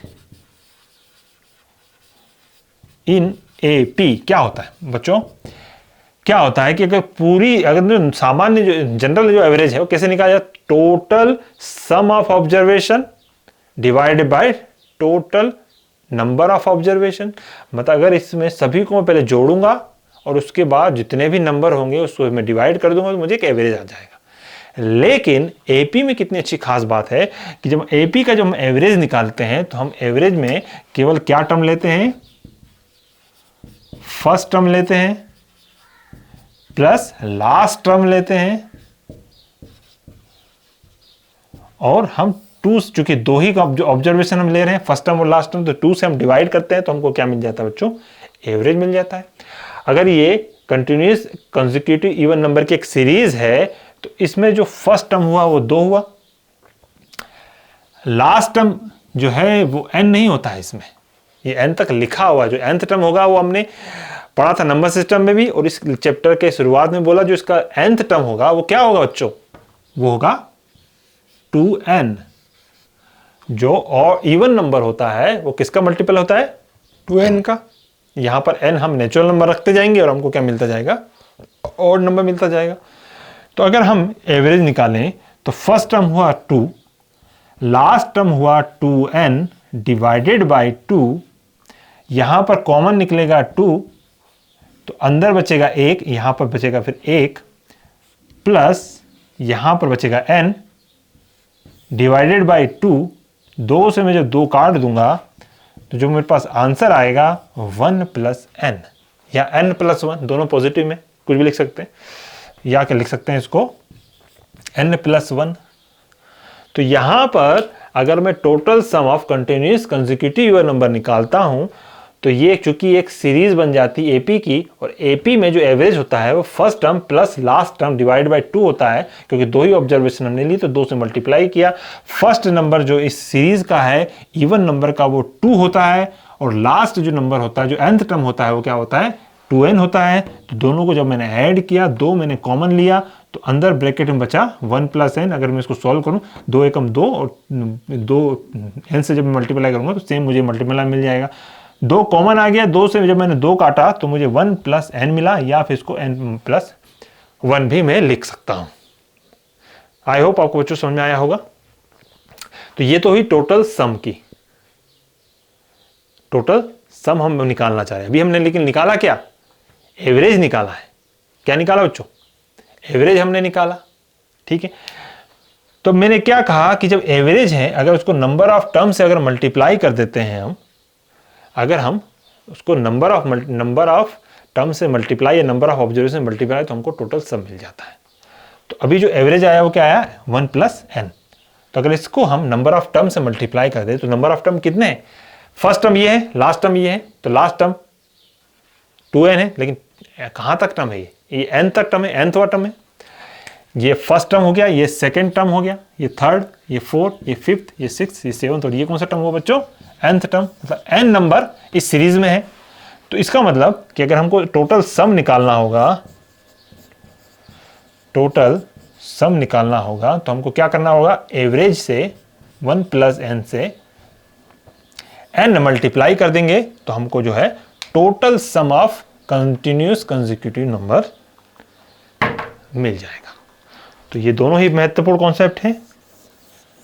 अगर हमको टोटल सम निकालना है कंटिन्यूअस कंसेक्यूटिव इवन नंबर की सीरीज का तो वो आएगा 1 plus n whole bracket into n। और अगर एवरेज निकालना होगा तो वो क्या आएगा बच्चों, 1 प्लस n या फिर n प्लस 1। ठीक है, चलिए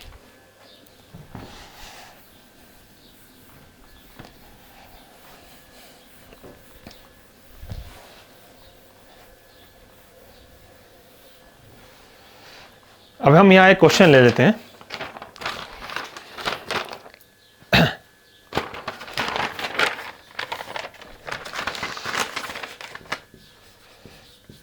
the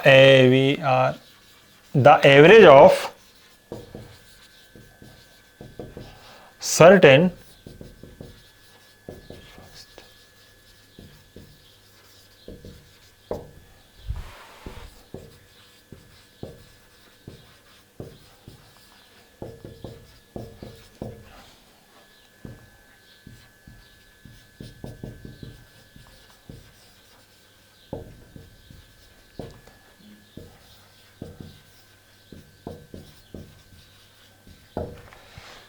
कट तो नहीं रहा है?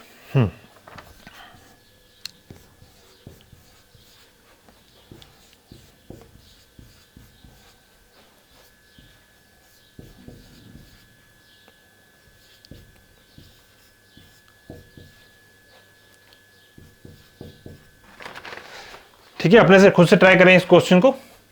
तो क्या क्या रहा है क्वेश्चन, पॉज करें और अपने से ट्राई करने की कोशिश करें इसको। The average of certain first consecutive number is 101, 101। Find their total sum, मतलब एवरेज दे रखा है फर्स्ट कंसेक्यूटिव इवन नंबर का, एवरेज यहां पर उसने दे रखा है, ऑप्शंस भी दे रखे हैं। तो इसको पॉज करके सॉल्व किया, आंसर कमेंट बॉक्स में लिखेंगे, मैं जब चेक करूंगा। तो आइए इसको सॉल्व करते हैं। तो देखिए, हमने कहा कि average in AP of consecutive even number, इससे पहले हमने जो कंसेक्यूटिव इवन नंबर के लिए जो एवरेज निकाला वो क्या था बच्चों, वो था n+1 था। ठीक है, तो बोल रहा है कि the average of certain first consecutive number is 101। तो ये उसने दे रखा है, जो एवरेज है वो उसने दे रखा है। तो ये कितना दिया है, 101। तो n+1 ये इसने दे रखा है। तो जब मैं 1 को इधर लाऊंगा तो मुझे n क्या मिलेगा, 100, 101 -1। तो जो n निकल के आएगा वो क्या आएगा बच्चों, 100 निकल के आएगा। ठीक है, यहां पर 100 निकल के आएगा। अब ये पूछ क्या रहा है, फाइंड देयर टोटल सम, मतलब इस सीरीज में कितने नंबर हैं, 100 नंबर हैं। एवरेज क्या है, 101 दे रखा है, एवरेज दे रखा है, टोटल नंबर ऑफ ऑब्जर्वेशन दे रखा है। अगर हम इन दोनों को मल्टीप्लाई कर दें तो हमको total sum of consecutive even number की सीरीज जो है 100 नंबर जिसमें है उसका टोटल सम मिल जाएगा हमको। सिंपल है, जैसे मैंने आपको क्या कहा, टोटल सम क्या होता है, जो हमने निकाला था, अगर इसका एवरेज आया है, एवरेज क्या होता है, n+1। अगर इसमें हम number of observation n multiply कर देंगे तो हमारे पास क्या मिल जाएगा, टोटल सम हमको मिल जाएगा। जैसे कि टोटल सम हमने निकाला था n+1, ये हमारे पास फार्मूला आया था टोटल सम निकालने का कंसेक्यूटिव इवन नंबर के लिए। तो n की वैल्यू हमने क्या निकाली अभी, 100, और यहां पर 100+1, तो 100 इंटू 101, और इसका जो आंसर आएगा, यहां से निकल के जो आंसर आएगा 101 और 00, ये इसका आंसर आएगा। तो यहां पर देखिए बच्चों, कौन सा आंसर, इसका आंसर ए। ठीक है, यहां तक आई होप समझ में आया होगा आपको। ठीक, अगर ये आपका आंसर आया है तो आप थोड़ा कॉन्सेप्ट सीख गए हैं। इस प्रकार के क्वेश्चन जनरली कंपटीशन एग्जाम में भी आते हैं। अगर आप एसएससी की तैयारी कर रहे हैं या किसी रेलवे की तैयारी कर रहे हैं तो भी ये कॉन्सेप्ट आपको वहाँ पर देखने को मिलेगा। और वो बच्चे जिनके पास मैथमेटिक्स है, मैथ के टीचर्स आपको पढ़ाएंगे, और लेकिन अगर आपने ये लेक्चर पढ़ा है तो आपको वहाँ पर बहुत अच्छे से समझ में आएगा। और फिजिक्स में ये जगह जगह पर कैलकुलेशंस के लिए इस प्रकार की जो सीरीज़ है वो काम आती रहती है। चलिए ठीक, अगर हम बात करें कि total sum of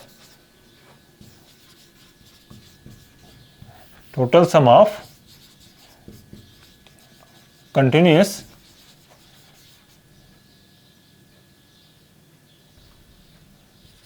consecutive odd number, हाँ, अगर हम टोटल सम निकालें कंटिन्यूअस कंसेक्यूटिव ऑड नंबर का तो वो क्या होगा देखिए। तो मैंने क्या कहा कि एवरेज, अगर मैं ऑड सीरीज लिखता हूं, फर्स्ट 3 5 7 9, और ये कहां तक जाएगा, n तक जाएगा। ये पहला टर्म है, ये second term, third term, fourth term, fifth term, और लास्ट में जो nth टर्म की बात करेंगे हम, तो बच्चों किसके मल्टीप्लाई में होता है, हमने पढ़ा था नेचुरल नंबर में, जो nth टर्म होता है वो 2n-1, ये लास्ट टर्म होता है। ये first term, second term, third term, fourth term, fifth term, और nth टर्म जो यहां तक अगर n सीरीज तक लिखी हुई है, तो जो nth टर्म होगा वो किसके मल्टीपल में होगा, 2n-1 के टर्म में होगा। और एवरेज इन एपी क्या होता है, first term plus last term divided by 2।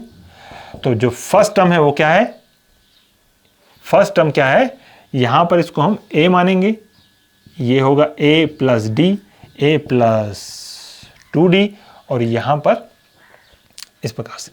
तो फर्स्ट टर्म यहां पर क्या है बच्चों, 1 है, ठीक है, प्लस लास्ट टर्म क्या है, 2n-1 है, ठीक, और डिवाइडेड बाय 2, डिवाइडेड बाय 2। तो अब देखें यहां से -1, यहां ये +1 कट गया, तो बचा क्या, 2n डिवाइडेड बाय 2, यहां से ये 2 कट गया, यहां से ये 2 कट गया, बचा क्या, n। तो हम कह सकते हैं कि average in AP in continuous consecutive odd number वो क्या होता है, नंबर ऑफ टर्म्स ही वो एवरेज होता है। मतलब इसमें जो जितने भी टर्म होंगे वही इस सीरीज का क्या होगा बच्चों, एवरेज हो जाएगा। अब टोटल सम की बात करूं मैं, टोटल सम इन कंटिन्यूअस कंसेक्यूटिव ऑड नंबर। मैंने क्या कहा, अगर हमारा एवरेज ये आया, total number of term n है, एवरेज ये है, तो टोटल नंबर ऑफ टर्म में अगर हम एवरेज जो आता है उसको मल्टीप्लाई कर देते हैं तो हमको टोटल सम मिल जाता है। तो एवरेज अगर आया n, नंबर ऑफ टर्म कितने हैं n, तो इन दोनों को मल्टीप्लाई किया तो हमारे पास जो आंसर आया n², तो हम कह सकते हैं जो टोटल सम इन कंटिन्यूअस कंसेक्यूटिव ऑड नंबर की जो सीरीज है उसमें जो टोटल अगर सम होगा तो हम उसको n का स्क्वायर कर देंगे तो हमको टोटल सम मिल जाएगा। ठीक है, आई होप आपको यहां समझ में आया होगा।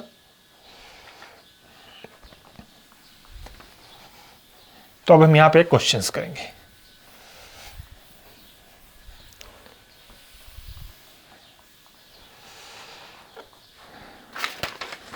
अपने से ट्राई कीजिएगा इसको।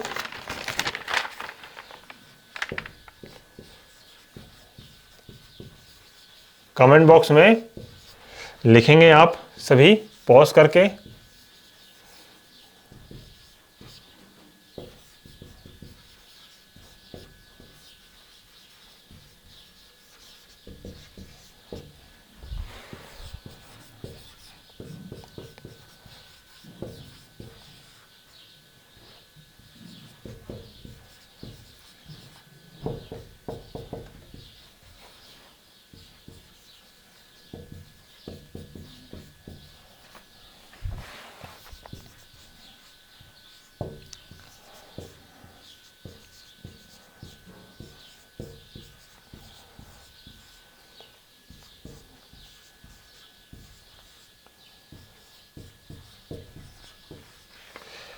तो ये क्वेश्चन है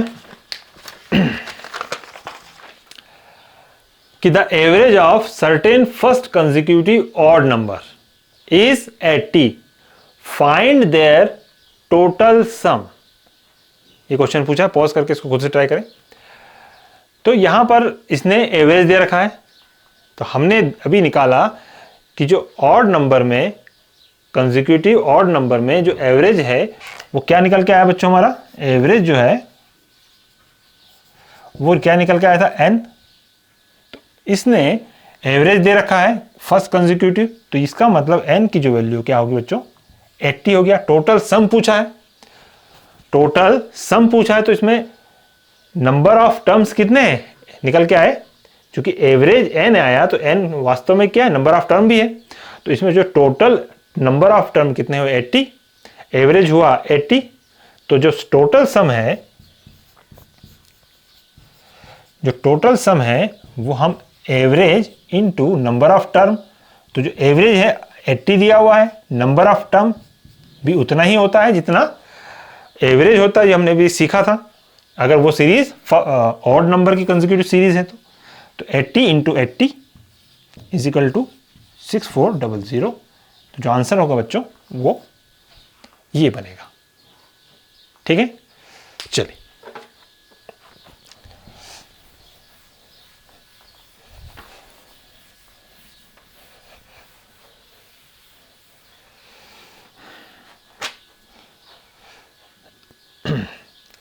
अभी हमने बात की इवन कंसेक्यूटिव नंबर की, उसके बाद की हमने ऑड कंसेक्यूटिव नंबर की। अगर हम बात करें कि नेचुरल नंबर की, कि total sum of all natural number,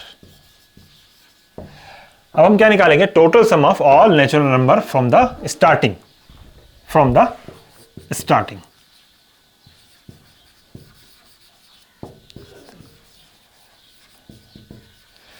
natural number मैंने आपको पहले बताया, हमने क्लास लेसन नंबर 1 में पढ़ा था। नेचुरल नंबर कहां से स्टार्ट होते हैं, 1 से स्टार्ट होते हैं, 1 2 3 4 5 6 और ये कहां तक जाते हैं n तक।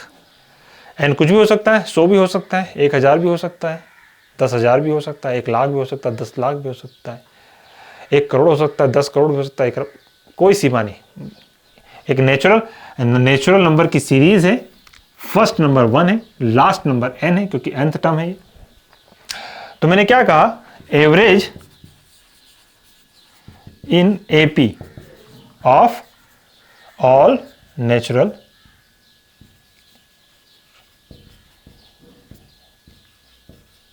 नंबर किस प्रकार से निकालते हैं, first term plus last term divided by 2। अगर कोई सीरीज एपी में दे रखी है तो हमको सारे जो ऑब्जर्वेशन उसको सम करने की जरूरत नहीं है, हमको केवल फर्स्ट टर्म लेना है और लास्ट टर्म लेना है, उसको 2 से डिवाइड कर देंगे तो हमको क्या मिल जाएगा, एवरेज ऑफ एपी।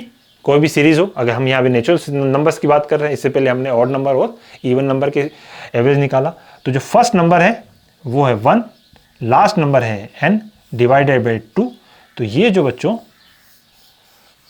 ये all natural number from the starting का जो एवरेज है वो ये निकल के आएगा 1 प्लस n डिवाइडेड बाई 2। अगर हम टोटल सम की बात करें तो मैंने क्या बताया आपको, टोटल सम अगर एवरेज में नंबर ऑफ टर्म्स हम मल्टीप्लाई कर देते हैं, जितने भी हमारे पास टर्म है अगर वो हम एवरेज में मल्टीप्लाई कर देते तो हमको टोटल सम ऑफ ऑब्जर्वेशन मिल जाता है। तो अगर हम n मल्टीप्लाई कर दें 1 प्लस n डिवाइड बाई 2 में तो हमको टोटल सम मिल जाएगा। ठीक है, तो ये बच्चों बहुत इंपॉर्टेंट क्वेश्चन है। ठीक है, इसको नोट कर लीजिए।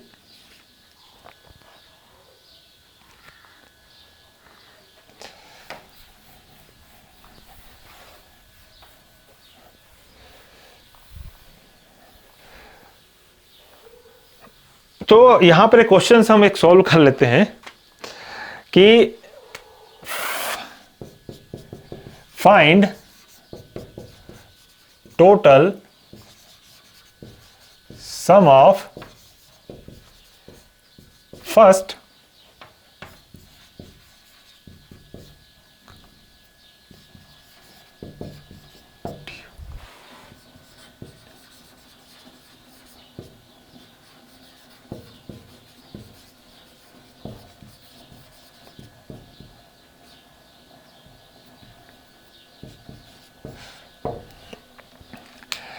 क्वेश्चन है कि find total sum of first consecutive number from the starting, यहां पे फ्रॉम द स्टार्टिंग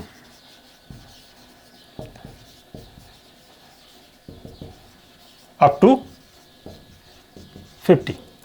ये बोल रहा है कि 1 2 3 4 ये कहां तक जाएगा, 50 तक जाएगा। ये first consecutive natural number from the starting up to 50 का टोटल सम पूछ रहा है हमसे, ठीक है।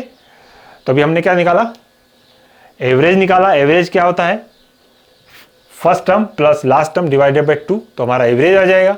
और एवरेज को जब नंबर ऑफ टर्म टोटल 50 है उससे मल्टीप्लाई कर देंगे तो हमारा क्या आ जाएगा, टोटल सम आ जाएगा, ठीक है। इसको पॉज करके करें या मैं कर देता हूं। चलिए, एवरेज हमने निकाला, एवरेज क्या निकाला हमने, first term plus last term divided by 2। First term कितना हुआ 1, लास्ट टर्म कितना हुआ 50 डिवाइडेड बाय 2 किया हमने, ठीक है। तो ये आया 51 डिवाइडेड बाय 2, ठीक है। तो ये हमारा क्या आ गया, एवरेज आ गया, ठीक। अगर हम टोटल सम की बात करें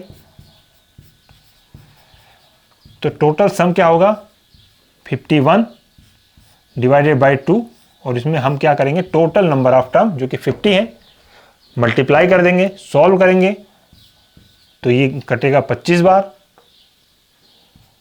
25 से कम 25, 25 अगर मल्टीप्लाई करेंगे 25 से कम 25 की 5, हाथ का आएगा 20, 25 पंजे 125 और 21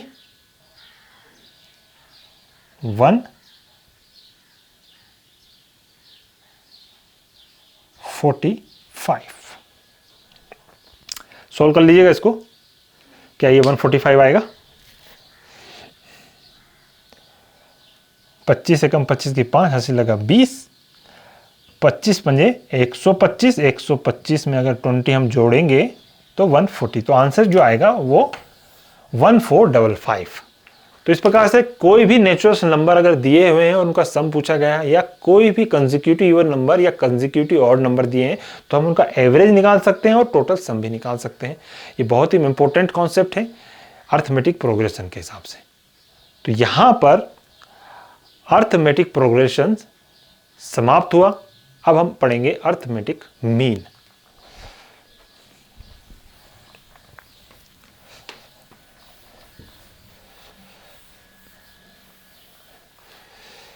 तो अभी हमने अर्थमेटिक प्रोग्रेशंस कंप्लीट किया, अब हम पढ़ेंगे। तो अभी अर्थमेटिक मीन जो है A1 plus A2 plus A3 plus A4 plus A9। तो यहां पर हमारे पास कुछ ऑब्जर्वेशन है, A1 A2 A3 A4 और कहां तक जाता है, AN तक। और अगर ये नंबर ऑफ ऑब्जर्वेशन को हम टोटल टर्म्स ऑफ ऑब्जर्वेशन, ये टोटल जितना टर्म है उनसे अगर हम डिवाइड कर दें, चूंकि यहाँ पर AN लास्ट टर्म है तो इसका मतलब कह सकते हैं कि n टर्म है हमारे पास, ये first term, second term, third term, fourth term और ये लास्ट में nth टर्म, इसमें टोटल n टर्म है। तो अगर n टर्म से हम नंबर ऑफ टर्म से मल्टीप्लाई कर देंगे अगर टोटल सम ऑफ ऑब्जर्वेशन को, तो हमको क्या जो मीन निकल के आएगा या जो कहें एवरेज निकल के आएगा, तो उसको हम AP मीन बोलते हैं, अर्थमेटिक प्रोग्रेशन का मीन होते हैं। और ये सबसे ज़्यादा इस्तेमाल किए जाने वाला एवरेज, या कहें कि एक्चुअली में ये जनरल एवरेज का ही फॉर्म है, ये जनरल एवरेज का ही फॉर्म है जिससे हम अर्थमेटिक प्रोग्रेशन जिसको हम बोलते हैं। कुछ नहीं है इसमें, सारे ऑब्जर्वेशन को हम जोड़ लेंगे और कितने ऑब्जर्वेशन है उससे हम डिवाइड कर देंगे तो हमको जो एवरेज मिलेगा, जिसको हम जनरल एवरेज जो हम जानते हैं वही होता है, उसको भी उसी को हम बोलते हैं अर्थमेटिक प्रोग्रेशन मीन बोलते हैं। जैसे अगर मैं उदाहरण की बात करूं, एग्जाम्पल की बात करूं, तो 2 5 4 1 2 3, ठीक है। ये मैंने अगर 1 2 3 4 5 6 डिजिट ले लिया, ठीक है। ये कोई भी नंबर हो सकते हैं, ये नंबर ऑफ टर्म है। तो एवरेज निकालने के लिए मुझे कुछ नहीं करना है, इनको सबको मेरे को जोड़ना पड़ेगा। तो 2 5 और 2 7 7 4 11 12 13 14 15 16 17 आया total sum. Number of observation कितने हुए, 6। नंबर ऑफ ऑब्जर्वेशन 6, फिर मैं से 1 कर लेता हूँ, 5 और 2 7, 7 और 4 11, 12 13 14, 14 और 3 17 आया। ठीक है, यहाँ पर एवरेज मान लूँ या फिर एवरेज ऑफ एपी। ठीक है, ये एपी का एवरेज हम निकाल रहे हैं, तो आंसर क्या आएगा, 6 दूना 12,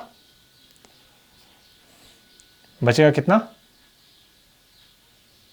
5, और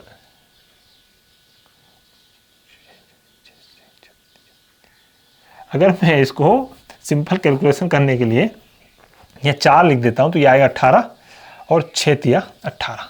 तो इस जो सीरीज है उसका जो एवरेज है वो कितना आ जाएगा 3। यहाँ पे नोटिस करने वाली बात एक ही है कि जो सीक्वेंस लिखा है जरूरी नहीं कि एपी में हो। ठीक है, जो एपी का जो एवरेज होता है वो कॉमन एवरेज होता है। आप सभी जो टर्म्स हैं उसको जोड़ेंगे और नंबर ऑफ टर्म से डिवाइड कर देंगे, तो जो कॉमन एवरेज आएगा आप उसी को एपी का मीन बोलते हैं, अर्थमेटिक प्रोग्रेशन मीन बोलते हैं, अर्थमेटिक मीन बोलते हैं, सॉरी अर्थमेटिक मीन, या प्रोग्रेशन नहीं हो रहा है यहाँ पे, सॉरी एक्चुअली में ये जो है यहाँ पर इसको अर्थमेटिक मीन बोला जाता है,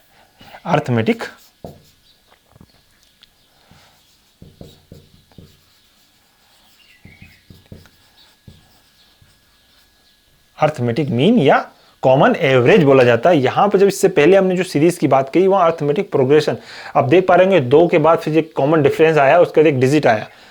ठीक है, वहां पे प्रोग्रेस हो रहा था, नंबर हर बार प्रोग्रेस होता है, लेकिन यहां पर हम अर्थमेटिक मीन की बात कर रहे हैं जस्ट।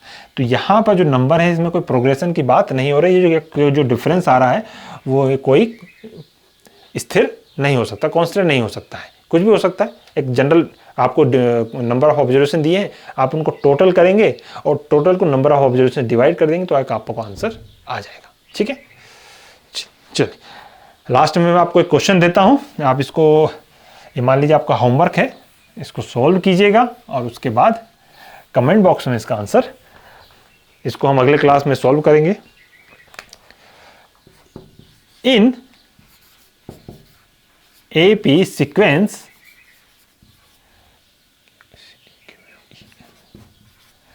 starting from